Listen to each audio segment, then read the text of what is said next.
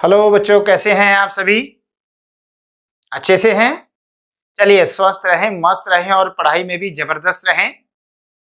मैं Hero Singh Rawat, PGT in commerce, department of school education Haryana, Edusat broadcasting के माध्यम से इन दिनों 12वीं कक्षा के अकाउंटेंसी विषय में हम चर्चा कर रहे हैं financial statements of not for profit organisation. लाभ न कमाने वाली संस्थाओं के वित्तीय विवरण। इस संबंध में हमारा ये 5वां लेक्चर है। इससे पूर्व लेक्चर 4 में हमने ट्रीटमेंट ऑफ स्पेसिफिक फंड किया। उससे पहले वाले लेक्चर में सब्सक्रिप्शन का एडजस्टमेंट किया और आज हम एक फुल फ्लैज क्वेश्चन करने जा रहे हैं जिसमें opening balance sheet, closing balance sheet और इनकम एंड एक्सपेंडिचर कैसे बनाया जाता है बड़े अच्छे से आज करेंगे। इसको कोशिश करेंगे कि हर बच्चे को ये आसानी से समझ में आ जाए। तो चलिए स्टार्ट करते हैं। एक उदाहरण है, example 1, from the following is the receipts and payment account of Azad Club Hisar for the year ending 31st March 2020। Receipts दे रखी हैं। रिसीप्ट्स में देखिए ओपनिंग बैलेंस, फिर चंदा, legacy, interest, donation, donation for building fund, match fund और miscellaneous history. इन रास्तों से हमारे पास पैसा आया है और गया किन रास्तों से है, किन पॉइंट, किन आइटम्स में गया है? Rent, salary, match expenses, cost of building construction, सन्डी expenses, sports equipment, newspapers, payment of honorarium. इस तरह से इन मदों में हमारा पैसा चला गया और जाने के बाद भी लास्ट में जो बैलेंस सीडी बचा हुआ है 7,50,000 रुपये। तो 7,50,000 हमारा उसके बावजूद भी कैश बैलेंस है। तो ये था हमारा रिसीप्ट्स एंड पेमेंट अकाउंट। उससे आगे एडजस्टमेंट है। नीचे एडजस्टमेंट दे रखी हैं, कुछ सब्सक्रिप्शन से संबंधित, सैलरी से संबंधित है और कुछ और अन्य बातें हैं। उन्हें मैं एक एक करके समझाऊंगा। पहले स्टार्ट करते हैं कि क्वेश्चन कैसे किया जाता है। बच्चों, क्वेश्चन कैसे किया जाता है ये बहुत जरूरी है क्योंकि समय पर पूरा करना आवश्यक है और समय की बचत कैसे होती है वो बातें मैं आपको समझाता चलूंगा। सबसे पहले नीचे से एडजस्टमेंट पढ़ के जिस से संबंधित हो उन पे नोट कर लीजिए। जैसे नीचे जो लिखा हुआ है, subscription outstanding on 31st March 2019 were this and 31st March 2020 were this, यानी ये चंदे से संबंधित पॉइंट है। तो ये चंदे पर डॉट लगा लीजिएगा या निशानी रख लीजिएगा कि हाँ ये चंदे से संबंधित है। सैलरीज आउटस्टैंडिंग, ये सैलरी से संबंधित है। आगे अगला पैरा है, on 31st March the club had building worth this, furniture this and sports equipment valued at ₹12 lakh. तो इस प्रकार से कई बातें हैं। तो मेन पॉइंट, और एक नीचे पैरे में भी है कि डेप्रिसिएशन लगाना है। इस चार्ज 10% होने fixed assets and sports material. चलिए स्टार्ट करते हैं। सबसे पहले रिसिप्ट एंड पेमेंट को देखिए। रिसिप्ट्स एंड पेमेंट में सबसे पहले रिसिप्ट साइड में लिखा है टू बैलेंस सीडी और बीडी ऑन 1 अप्रैल। 1 तारीख को यानी इस वर्ष की शुरुआत में 1 लाख रुपए पिछले वर्ष से कैश आया था। कहां से आया था? पिछले वर्ष। पिछले वर्ष भी तो नॉन प्रॉफिट ऑर्गेनाइजेशन ने काम किया होगा, उसमें उनके पास 1 लाख कैश था। जैसे इस साल हमारे अंत में कैश कितना है? 7.5 लाख रुपए। ऐसे ही पिछले साल 1 लाख था। तो जो पिछले साल 1 लाख कैश था वो कहां से आया? पिछले वर्ष के खातों से, है कि नहीं? तो पिछले वर्ष की जो बैलेंस शीट है, जो 1 अप्रैल को बैलेंस शीट बन रही है, उससे पहले की तारीख क्या आती है? 31 मार्च। तो यानी पिछले वर्ष की लास्ट डेट या इस वर्ष की शुरुआत, इसीलिए इसका नाम ओपनिंग बैलेंस शीट लिख दिया।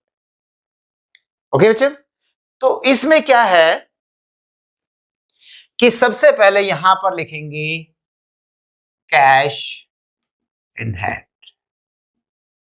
ये एसेट्स हो गई और ये लायबिलिटीज।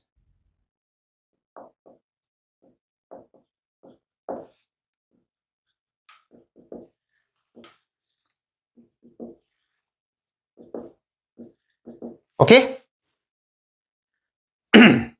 तो कैश इन हैंड 1 लाख रुपए है, तो यहां लिखेंगे 1 लाख। Please cash 1 lakh. देखते रहिए कैसे अटेम्प्ट करते हैं। थोड़ा मुझे समय ज्यादा लगेगा क्योंकि मैं आपको समझा रहा हूं, लेकिन जैसे जैसे प्रैक्टिस करते जाओगे आपकी स्पीड बढ़ जाएगी और आप पहले जितने मिनट में कर सकते हो अगली बार उससे कम और काफी कम आ जाओगे। तो सबसे पहले मैंने ओपनिंग कैश लिख लिया ओपनिंग बैलेंस शीट में। फिर आखिरी कैश देखिए, वो आखिरी बैलेंस शीट में 31 मार्च 20 की बैलेंस शीट में लिखें कितना कैश है? 7,50,000 रुपए। तो यहां पे लिखेंगे कैश इन हैंड 7,50,000। ओके बच्चों, 7,50,000। ये मैंने थोड़ा जगह की कमी थी इस वजह से बनाया कि यहां ओपनिंग बैलेंस शीट या क्लोजिंग। अदरवाइज आप जब एग्जाम में करोगे पहले ओपनिंग बैलेंस शीट बनाओगे, फिर इनकम एंड एक्सपेंडिचर, उसके बाद ये बैलेंस शीट। अब हम पॉइंट ध्यान करते चले। रिसीप्ट साइड में सबसे पहला पॉइंट क्या है? सब्सक्रिप्शन। अगर मैं नीचे के पॉइंट एडजस्टमेंट छोड़ दूं तो क्या मतलब निकला? मुझे चंदा 2 लाख रुपए मिला है। मैंने एक बार आपको एक मटका भी बना के दिखाया था जिसमें इस साल का चंदा, पिछले वर्ष का यदि कोई चंदा मिला हो, अगले वर्ष का कोई चंदा यदि मिला हो, तो तीनों चंदे इसमें थे। अगर मैं मानू पीछे का भी नहीं है आगे का भी नहीं है, तो कुल मिला के जो 2 लाख रुपए चंदा मिला वो इसी वर्ष का है। तो यदि इस वर्ष का है तो इनकम में, क्योंकि ये रेगुलर है, तो इसको यहां लिखेंगे by subscription 2 lakh. Okay, 2 lakh रुपए चंदा है। क्या मान के चला? सारा इस वर्ष का है, कुल मिला के 2 लाख मिला है। लेकिन अब नीचे पॉइंट्स पढ़ते हैं। पॉइंट्स में लिखा है subscription outstanding on 31 March 2019 worth 20,000 and on 31 March 2020 worth 30,000।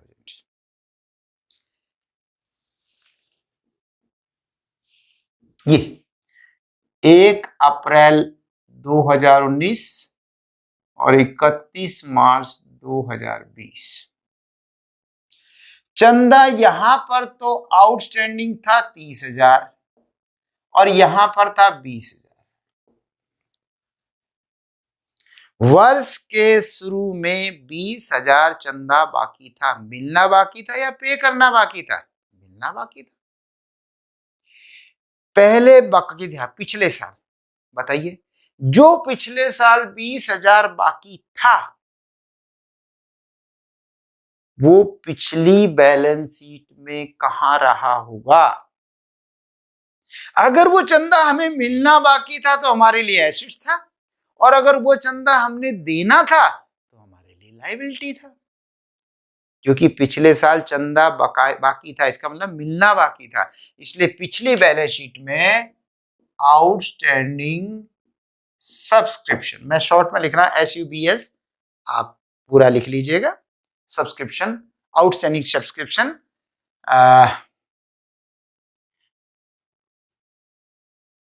2019-20 का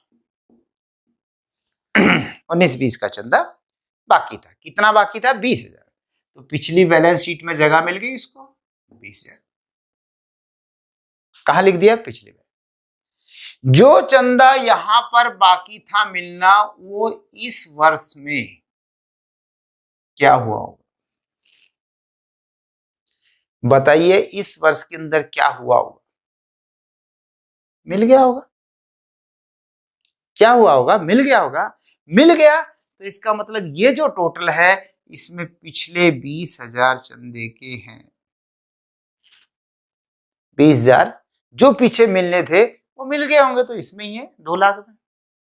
तो ये जो 2 लाख चंदा है ये केवल इस वर्ष का नहीं, इसमें 20,000 पिछले भी है। इसलिए 20 क्योंकि पिछले हैं, इस साल की इनकम तो नहीं है, तो इसे लेस करना पड़ेगा। लेस आउटस्टैंडिंग फॉर 2019-20 20,000 और 1,80,000 चंदा रह जाएगा। तो क्या ट्रीटमेंट किया? पिछली बैलेंस शीट में एसेट्स, और क्योंकि अब तक मिल चुका होगा इसलिए उसे इसमें रखा होगा। ठीक है, इसमें से लेस कर दिया गया। उससे आगे और कहता है 31 मार्च 2020 को 30,000 रुपए चंदा बाकी था। तो 30,000 बाकी था, तो ये 30,000 किस वर्ष का? इस वर्ष का है ना। क्या मिल गया? यदि मिल गया होता तो इसमें होता, कहता है नहीं मिला नहीं है, तो 30,000 इस टोटल में है ही नहीं, जबकि वो इसी वर्ष का है, इसलिए 30 को इसमें टोटल जोड़ेंगे। इनकम तो तभी टोटल बनेगी, इसमें जोड़ेंगे add outstanding subscription for on 31 March 2020। तो लीजिए 2,10,000। बताइए, क्लियर है? और अब ये बताइए 30,000 रुपए चंदा मिल चुका या मिलना बाकी है? दे दिया या देना बाकी है? 4 बातों में से एक बात हो, या तो चंदा ये मिलना बाकी है, या मिल गया, या ये देना बाकी है, या दे दिया। चंदा मिलना बाकी है 30,000, यानी कुछ व्यक्तियों ने कहा दे देंगे बाद में, अभी नहीं दिया, तो हमने टोटल इनकम में तो जोड़ दिया। लेकिन क्योंकि अभी ये मिलना बाकी है इसलिए नई बैलेंस शीट में आउटस्टैंडिंग सब्सक्रिप्शन 31 मार्च 20 को 30,000 रुपये यहां लिख दिया जाए। किस? ठीक है, अब आगे चले। आगे पॉइंट है लेगेसी, वसीयतनामे से प्राप्त राशि। वसीयत बताया था ना, कभी कोई व्यक्ति खुशी से कोई एक वसीयत लिख जाता है कि मेरे मरने के बाद मेरी संपत्ति में से इतना प्रतिशत इस धर्मशाला को, इस मंदिर को, इस संस्था को, इस क्लब को, जिसको भी चाहे दे सकते। तो लेगेसी 3 लाख रुपए। क्या ये रूटीन में मिलेगी? कभी कभी कोई व्यक्ति ऐसे देता है, इसलिए रेगुलर इनकम ना मानते हुए इसको क्लोजिंग बैलेंस शीट में आप लिखेंगे लेगेसी 3 लाख। ओके, 3 लाख रुपए लेगेसी। उसके बाद है इंटरेस्ट 10,000 रुपए। ये तो लिखा नहीं किस पे, सिंपल ही इंटरेस्ट है, तो ये इंटरेस्ट हर साल मिलता रहेगा, तो मिलता रहेगा तो इसलिए इनकम है, इसलिए यहां पे इनकम साइड में बाय इंटरेस्ट 10,000। बोलिए, क्लियर है? उसके बाद है डोनेशन, दान की राशि मिली है हमें 1 लाख। 2 तरह के डोनेशन थे, एक जनरल, एक स्पेसिफिक। स्पेसिफिक तो छोटी राशि हो बड़ी राशि हो स्पेसिफिक ही रहता है, लेकिन जनरल डोनेशन जो होता है वो राशि के हिसाब से देखा जाता है। राशि छोटी है या नॉर्मल है, सामान्य है तो सामान्य है, लेकिन राशि एबनॉर्मल है, बहुत ज्यादा है, सामान्य से ज्यादा नजर आ रही है, तो एबनॉर्मल मानते हुए उसे भी स्पेसिफिक की श्रेणी में लेके लायबिलिटी साइड में दिखाते हैं। लेकिन यहाँ पे तो 1 लाख चंदा आया है और बाकी फिगर भी देखिए 1 लाख, 2 लाख, 3 लाख, 5 लाख, इसका मतलब कोई ज्यादा ऐसा नहीं लग रहा कि बड़ी रकम है, नॉर्मल ही। तो डोनेशन जो मिला है वो सामान्य है, और सामान्य डोनेशन होने के नाते ऐसा हर साल मिलता रहेगा, इसलिए इनकम में लिखेंगे बाय डोनेशन 1,00,000। ओके, 1,00,000 रुपए डोनेशन। उसके बाद है डोनेशन फॉर बिल्डिंग फंड। ये तो स्पेशल हो गया, स्पेसिफिक हो गया। तो डोनेशन फॉर बिल्डिंग फंड को यहां लायबिलिटी साइड में लिखेंगे डोनेशन फॉर बिल्डिंग फंड 5,00,000। 5,00,000 रुपए स्पेसिफिक डोनेशन आ गया। ठीक है बच्चे, आगे लिखा है मैच फंड। तो थोड़ी सी दूरी से, क्योंकि इस पे कुछ एडजस्टमेंट करने होंगे, थोड़ी दूरी के बाद हम यहां पर मैच फंड भी लिख देते हैं। मैच फंड कितना है भाई? मैच फंड है 2,00,000 रुपए। ओके, 2,00,000 रुपए मैच फंड है। उसके बाद है बच्चों मिसलेनियस रिसिप्ट 50,000 रुपए, छोटी मोटी प्राप्ति, विविध प्राप्ति। तो ये तो हर साल मिलती रहेगी, इसलिए इसको इनकम में लिखेंगे by miscellaneous receipt 50,000। Yes, clear हो गया। अब पेमेंट साइड में चलते हैं। पेमेंट में सबसे पहले है रेंट, 30,000 रुपए पे किया, खर्चा है टू रेंट 30,000। लीजिए 30,000 रुपए आपका रेंट। ओके, उसके बाद है सैलरीज, टू सैलरीज। लेकिन सैलरीज पे तो पॉइंट है ना, हमने पहले पढ़ा था कि सैलरी पर पॉइंट है। सैलरी पर पॉइंट है, पहले सैलरी कितनी दी? 70,000 रुपए। तो सैलरी को लिखेंगे 70,000। और अब सैलरी का पॉइंट पढ़ेंगे हम। सैलरी का पॉइंट देखिए बीच में है salaries outstanding on 31st March 2019 and on 31st March 2020 were 5,000 and 10,000 respectively। साल के शुरू में सैलरी 5,000 आउटस्टैंडिंग थी, आउटस्टैंडिंग सैलरी, और साल के अंत में 10,000 आउटस्टैंडिंग सैलरी थी। ठीक, इस वर्ष के शुरू में 5,000 रुपए सैलरी बकाया थी। ये मिलनी बकाया थी या देनी बकाया थी? सोचो, देनी बकाया थी। जो क्लब है उसके जो कर्मचारी हैं, माली है, क्लर्क है, कोई और मैनेजर है, उन सब की जो सैलरी है वो देनी बाकी थी। 5,000 रुपए सैलरी देनी बाकी थी। जब देनी ही बाकी थी, और वो भी इस वर्ष के शुरुआत में ही, तो ये तो पिछले वर्ष की है। तो मैं पिछले वर्ष की जो बैलेंस शीट बना रहा हूं उसमें कहां जगह मिलेगी इसको? लायबिलिटीज में। क्या लिखेंगे? Outstanding salary 5,000। ठीक है, सोच के बताओ, जो 5,000 सैलरी यहां बकाया थी वो इस वर्ष में क्या हुई होगी? मिल गई होगी या दे दी गई होगी? जो 5 यहां देना बाकी था वो वर्ष के दौरान पे कर दिया गया होगा, नॉर्मल कंडीशंस में, सामान्य परिस्थितियों में तो पे कर दिया होगा। तो जो टोटल 70,000 पे हुआ है, इसमें 5,000 पहले वाले भी पे हो गए होंगे, जबकि 5,000 इस वर्ष का खर्चा नहीं है। हमने 70,000 पे किया है, जिसमें इस वर्ष का भी पे है और कोई अगला भी पे किया है, तो और इस पिछला भी पे है, तो जो भी पे किया वो टोटल 70 है। तो 70 में हम लेस करेंगे जो पिछले साल के थे, आउटस्टैंडिंग ऑन 31 मार्च 2019, 5,000 लेस कर दिए, 65,000। ठीक है जी, कितने हो गए? 65,000। और इस वर्ष के कितने बाकी है? 10,000।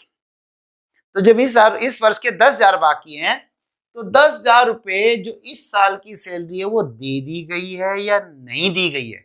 अभी नहीं दी, तो इसमें शामिल है या नहीं है? नहीं है। क्यों? जब दिया ही नहीं तो कहां से शामिल होगा, जबकि है खर्चा इसी वर्ष का। इसलिए इसमें ऐड करके टोटल बढ़ाएंगे, एड आउटस्टैंडिंग ऑन 31 मार्च 2020, 10,000 रुपये ये जोड़ दिया, तो आपका 65 और 10 75,000 रुपये।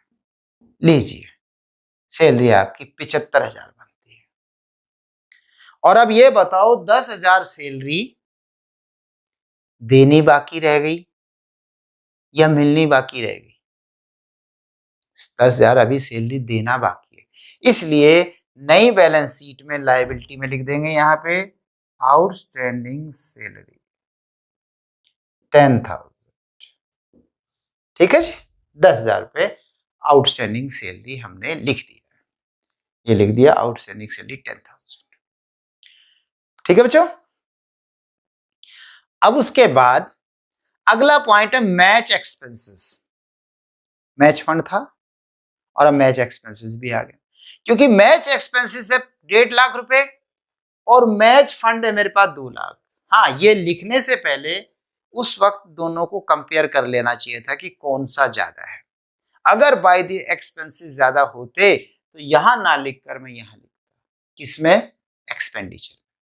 लेकिन इस वक्त फंड ज्यादा है, मैच फंड ज्यादा है, तो मैच फंड 2 लाख है जबकि मैच एक्सपेंसेस 1.5 लाख है, तो इसमें लेस करेंगे, लेस मैच एक्सपेंसेस 1,50,000 और 50,000 रुपये आपका यहां पर मैच फंड रह जाएगा। ठीक है, ये 50,000 रुपये इसमें 1.5 लाख लेस करके 50,000। उससे अगला पॉइंट है cost of building construction. Building बनाने की लागत, यानी 3 लाख रुपए पेमेंट में लिखा, पेमेंट्स में। पेमेंट का मतलब है इस साल में पेमेंट किया है। तो जब इस साल में 3 लाख की पेमेंट की है, तो एक तो 3 लाख रुपए की बिल्डिंग बढ़ेगी यहां, और क्योंकि 3 लाख इस साल पे किया जबकि आपके पास बिल्डिंग फंड भी है, तो बिल्डिंग फंड में से भी लेस होगा। लेकिन बच्चों थोड़ा सा आपको एक बार पिछले नीचे जो एडजस्टमेंट है उनमें देखिए, एक पैरे में लिखा है बीच में, ऑन 31 मार्च 2019, इस साल की शुरुआत में द क्लब हैड, क्लब के पास था, building worth 10 lakh, building 10 lakh की थी।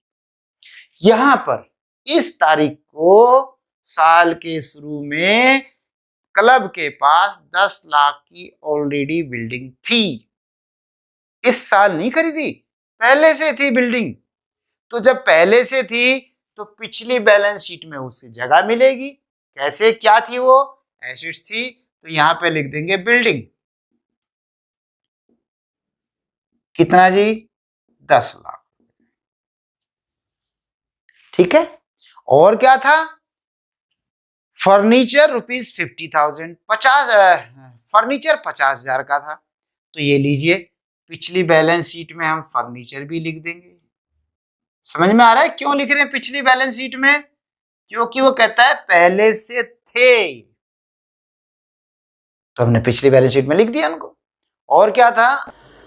And sports equipment valued 1 lakh, और 1 लाख के स्पोर्ट्स इक्विपमेंट थे, क्योंकि क्लब है तो उनके पास खेलने का सामान 1 लाख रुपए का था।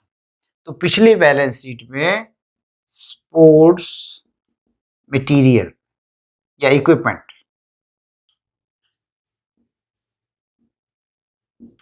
इक्विपमेंट्स 1 लाख रुपए के थे।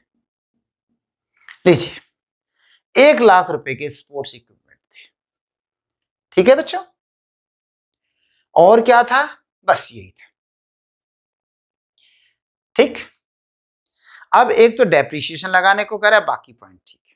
चलिए अब हम दोबारा रिसीप्ट एंड पेमेंट में देखते हैं कि रिसीप्ट एंड पेमेंट में लिखा है cost of building construction 3 lakh. मुझे यहां पर 3 लाख की बिल्डिंग लिखनी है, लेकिन एक बात बताओ, 3 लाख की तो अब खरीदी ना, या अब बनाई। जब उसको जगह मिल रही है तो जो चीज आपके पास पहले से पड़ी है, क्या उसको जगह नहीं मिलेगी? सोचिए, मिलेगी ना। देखिए, जो बिल्डिंग पिछली बैलेंस शीट में थी वो आगे भी जाएगी, बशर्ते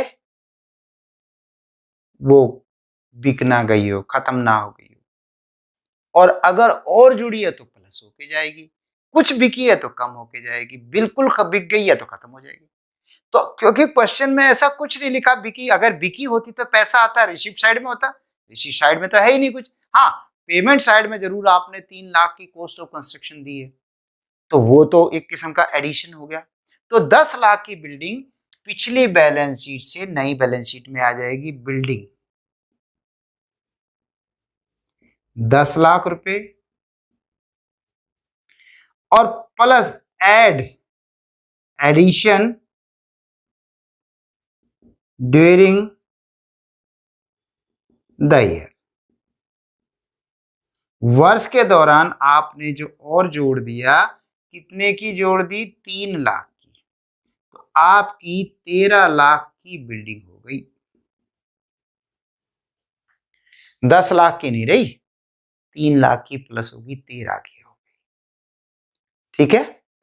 और मैंने बताया था क्योंकि हमारे पास बिल्डिंग फंड कितना पड़ा है? 5 लाख, और हमने उसमें से 3 लाख तो कंस्ट्रक्शन में लगा ही दिया, तो इतना हमारा यहां से कम हो जाना चाहिए।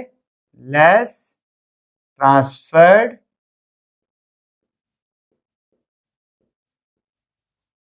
टू कैपिटल फंड 3 लाख रुपए, तो 2 लाख रुपए का आपका बिल्डिंग फंड रहेगा। ठीक है बच्चे।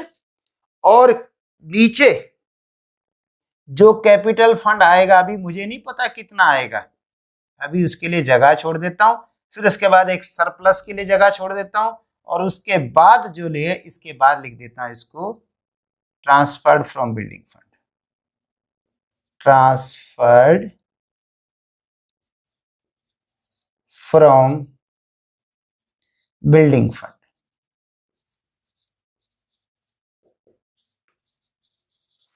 ठीक है, क्या दिख पा रहा है? ये शायद दिक्कत आ रही है थोड़ी सी देखने में। Transferred from building fund 3 lakh रुपए।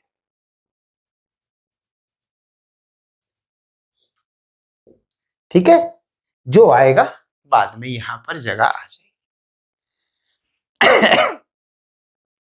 आगे लिखा है सन्ड्री एक्सपेंसेस, विविध खर्चे, छोटे मोटे खर्चे। तो खर्चे हैं तो खर्चों में आ जाएंगे, टू सन्ड्री एक्सपेंसेस। ठीक है बच्चे, टू सन्ड्री एक्सपेंसेस 60,000। उसके बाद स्पोर्ट्स इक्विपमेंट, स्पोर्ट का सामान खरीदा, वो भी आपने 60,000। हाँ, एक पॉइंट रह गया डेप्रिसिएशन का, वो जगह मैंने छोड़ी हुई है। चलिए थोड़ी सी दूरी पे, ये जो स्पोर्ट्स इक्विपमेंट है पहले 1 लाख के थे और 60,000 के इस साल खरीद लिए, तो दोनों के दोनों नई बैलेंस शीट में जगह पाएंगे स्पोर्ट्स इक्विपमेंट। कितने के? 1 लाख रुपए के, और प्लस एडिशन जोड़ दिया, और कितना जोड़ा? 60,000 का, कुल मिला के 1,60,000 के हो गए।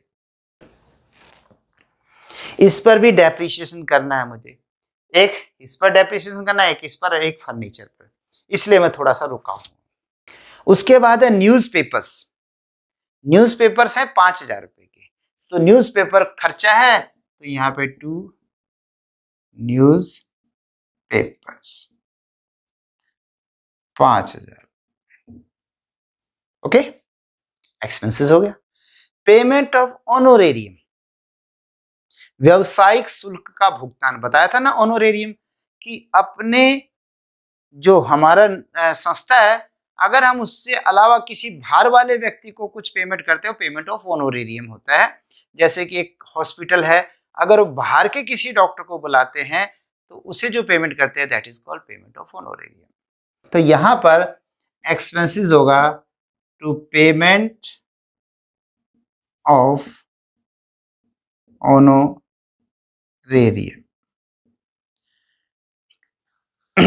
ठीक है, पेमेंट ऑफ ऑनोरेरियम 45,000। लीजिए, ये भी हो गया। सब रिसीप्ट और पेमेंट सब लिख दी। अब नीचे वर्किंग नोट में देखते हैं। पहला हमारा आउटस्टैंडिंग सब्सक्रिप्शन का हो गया, उसके बाद सैलरीज के दोनों हो गए, और बाद में डेप्रीशिएशन रह गए हैं, और डेप्रीशिएशन तीनों पे करना है। तो लीजिए एक एक पे करता हूं। बिल्डिंग जो मेरी पहले 10 लाख की थी, ठीक है, और साथ में 3 लाख की बिल्डिंग मेरी और बढ़ गई, तो बताइए जब मैं डेप्रीशिएशन करूंगा तो 10 लाख की बिल्डिंग घिसेगी या कुल 13 लाख की सारी बिल्डिंग घिसेगी? सारी। हाँ, अगर ये बिल्डिंग बाद में बिल्कुल लास्ट डेट को बनी होती तो नहीं होता। अगर 6 महीने पहले बनी होती तो 6 महीने का डेप्रिसिएशन लगता, 9 महीने पहले होती तो 9 महीने का। लेकिन ये तो शुरू से है, जब इसमें कुछ नहीं लिखा तो शुरू से मान लेते हैं, तो शुरू से मान लेते हैं तो 3 लाख रुपए की बिल्डिंग पे भी डेप्रिसिएशन लगेगा। तो टोटल डेप्रिसिएशन जो लगेगा यहाँ पर less depreciation at the rate of 10%, तो 1,30,000 रुपए का डेप्रिसिएशन लगेगा, तो 11,70,000 रुपए बचेगा। यस, और जब 1,30,000 का डेप्रिसिएशन लगा तो 1,30,000 का नुकसान नहीं हुआ, खर्चा नहीं हुआ।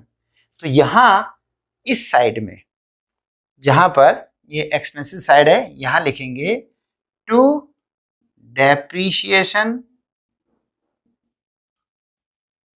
On building 1,30,000। ठीक है, 1,30,000 का मैंने डेप्रिसिएशन लगा। दूसरा किस पे लगाना था? दूसरा लगाना था स्पोर्ट्स मटेरियल पे, इक्विपमेंट पे। तो टोटल 1 लाख के इक्विपमेंट पहले से हैं, 60,000 के बाद में। ये 60,000 वाला जो है बीच में जुड़ता है, उसका थोड़ा ध्यान रखना। अगर उस पर डेट लिखी है तो 1 लाख पे तो पूरे साल का लगेगा, और जो 60,000 के हैं उस पर डिपेंड करता है वो कितने दिन पहले खरीदा गया। अब इन क्वेश्चनों में मैं मान के चल रहा हूं कि शुरू में ले लिए होंगे, हालांकि मानने को तो आप लास्ट डेट भी मान सकते हो। तो चलिए हमने शुरू मान लिया कि मान के चलते शुरू में ले लिया, और अपनी बात को एक्सप्लेन करने के लिए आप नीचे वर्किंग नोट का यूज कर सकते हैं। तो यहां पर करेंगे लेस डेप्रीशिएशन, तो 16,000 इसका लेस होगा, तो 1,44,000। हाँ, 1,44,000। 1,44,000 रुपये आपका यहाँ पर स्पोर्ट्स इक्विपमेंट बच जाएगा। ठीक है बच्चा, और 16,000 डेप्रीशिएशन है, वो यहाँ पर जो डेप्रीशिएशन ऑन, आपको पता होगा प्लस 1 में सिखाया गया है कि जितने भी डेप्रीशिएशन लगते हैं वो सारे इकट्ठे एक जगह किए जाते हैं, अलग अलग जगह नहीं लिखते। तो depreciation on building, depreciation on sports equipment 16,000।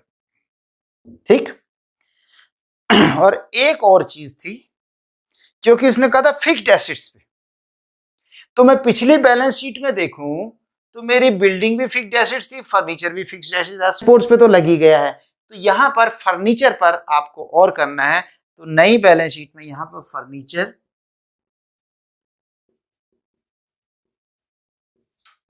Furniture आपका 50,000 का, लेस डेप्रीशिएशन 5,000 रुपये इस पे लेस होगा, 45,000 का, ये 45,000। ठीक है, ओके, ये दिख गया होगा। चलिए, अब 5,000 रुपये फर्नीचर का डेप्रीशिएशन आ जाएगा।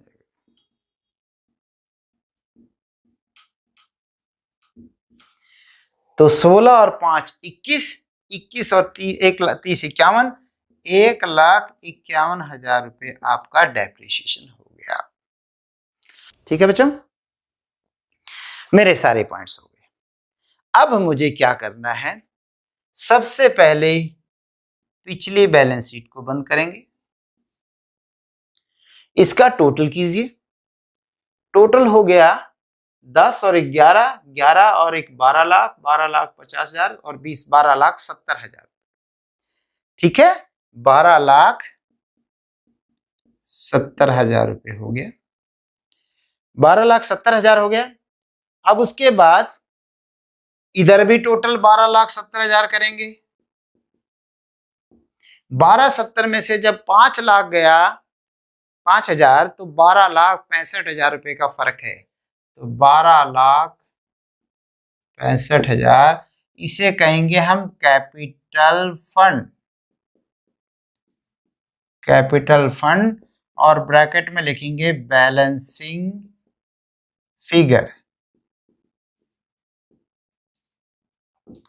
12,65,000 का बैलेंसिंग फिगर। बैलेंसिंग फिगर जरूर लिखना, क्योंकि ये उसने दिया नहीं है, हमने टोटल करके और दोनों साइड का फर्क करके लिख दिया है। तो ये कैपिटल फंड जो मैं इंतजार कर रहा था आ गया मेरा, नई बैलेंस शीट में जाएगा 12,65,000। ठीक है, आ गया 12,65,000 अपनी जगह पर। अब इसका टोटल करेंगे, इसमें दोनों साइड का देखेंगे कि किसका जोड़ ज्यादा है।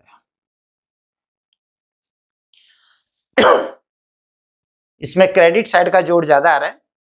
क्रेडिट साइड का 2,10,000, 2,20,000, 3,20,000 और 3,80,000, 3,20 और 50, 3,70,000, 3,70,000 हो गया।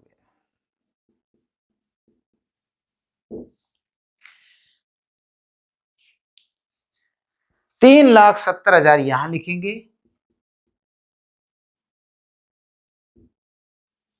और 370 में से जब इन रकमों को घटाएंगे तो ये बन रहा है, लेस करने के बाद आपका 14,000 रुपए का डिफरेंस है। तो 14,000 रुपए को लिखेंगे टू एक्सेस ऑफ, कौन सी चीज ज्यादा है, इनकम ज्यादा है या एक्सपेंडिचर ज्यादा है? इनकम ज्यादा है। Excess of income over expenditure, और ब्रैकेट में लिखेंगे दैट इज सरप्लस। क्या है ये? सरप्लस। Okay, surplus. तो ये प्रॉफिट हो गया। अगर हम ऑर्गेनाइजेशंस होती, बिजनेस होती, तो नेट प्रॉफिट लिख देते, और क्योंकि ये गैर व्यापारिक संस्था है तो नेट प्रॉफिट तो वर्ड लिखती नहीं, उसकी जगह सरप्लस या डेफिशिएट वर्ड का यूज करती है। तो ये हमारे लिए सरप्लस है। याद करो, जब हम बिजनेस ऑर्गेनाइजेशन के फाइनल खाते बनाते थे तो नेट प्रॉफिट को कैपिटल में जोड़ते थे, यहां पर भी इसे कैपिटल में जोड़ा जाएगा। जो कैपिटल फंड है उसमें लिखेंगे ऐड सरप्लस, ऐड सरप्लस 14,000। ठीक है, 12,65,000 में 14,000 जोड़े, ये हो गया आपका 9, 7, 12,79,000, और उसमें 3 लाख रुपए ऐड ट्रांसफर हो गए, तो 12 3 15,79,000 हो गया। 15,79,000। ठीक है भाई, 15,79,000 हो गया। और थोड़ा सा नीचे कर देते हैं, ये भी बंद हो गया, ये हो गया। अब क्लोजिंग बैलेंस शीट को बंद करने से पहले एक बात का ध्यान रखना है, जो ओपनिंग बैलेंस शीट है उसमें कोई एसिड्स या लायबिलिटी ना बच गई हो जो आगे आती हो। अगर कोई एसिड्स और लायबिलिटी है तो उसे आगे लाना है, लेकिन कुछ ऐसी एसिड्स और लायबिलिटी हैं जो आखिरी तक नहीं पहुंचती, खत्म हो जाती हैं। वो कौन सी होती हैं? कोई आउटस्टैंडिंग है, एक्रूड है, प्रीपेड है, इन सब को आगे नहीं लाया जाता। और एक ओपनिंग कैश और ओपनिंग बैंक बैलेंस या फिक्स्ड एफडी होता है, जो ओपनिंग एफडी वगैरह, उनको आगे नहीं लाते। Closing cash, closing bank, closing FD वगैरह अपने आप इसमें नई बैलेंस शीट में जगह पा जाती है। ठीक है, तो कैश को आगे नहीं लाना क्योंकि उसकी जगह नया कैश आ गया। आउटस्टैंडिंग सब्सक्रिप्शन, प्रीपेड, एक्रूड, मैंने बताया ये नहीं लाते क्योंकि ये बीच में ही समाप्त हो जाते हैं। देखिए, जो यहाँ पे 20,000 रुपये बाकी था वो बीच में मिल चुका था, जो 5,000 बाकी था वो पे कर दिया गया था, हुआ कि नहीं बीच में खत्म, तो इसलिए वो खत्म हो जाते हैं। हाँ, अगर क्वेश्चन वाला कहे नहीं जी अभी भी खत्म नहीं हुआ, तब तो भाई मजबूरी है उसको आगे लाने की, अदरवाइज ये मान के चलते ये समाप्त हो जाते हैं। तो ये दोनों हो गए। उसके बाद बिल्डिंग ले जानी थी, बिल्डिंग जा चुकी। फर्नीचर लेके जाना था, ले जा चुकी। यदि ये डेप्रिसिएशन का पॉइंट ना होता तो फर्नीचर यहीं का यहीं रह जाता। तो तभी तो मैं कह रहा हूं कि चेक करना है कि कोई पॉइंट तो नहीं छूटा, कोई एसिड्स वगैरह तो नहीं छूट गई। तो फर्नीचर आगे जाना था, जा चुके। स्पोर्ट्स इक्विपमेंट आगे जाना था, जा चुके। इधर से आउटस्टैंडिंग से ली जाती नहीं है, कैपिटल फंड हमने कर दिया। तो यानी पिछली बैलेंस शीट में अब कुछ नहीं बचा जिससे आगे ले जाया जा सके। ओके, बस अब इसका टोटल कर दीजिए, इसकी दोनों साइड का टोटल कीजिए, दोनों साइड का टोटल इक्वल आएगा और ये दोनों साइड का टोटल आएगा 21,39,000, 21,39,000। ऐसे करके आपका ये खत्म हुआ।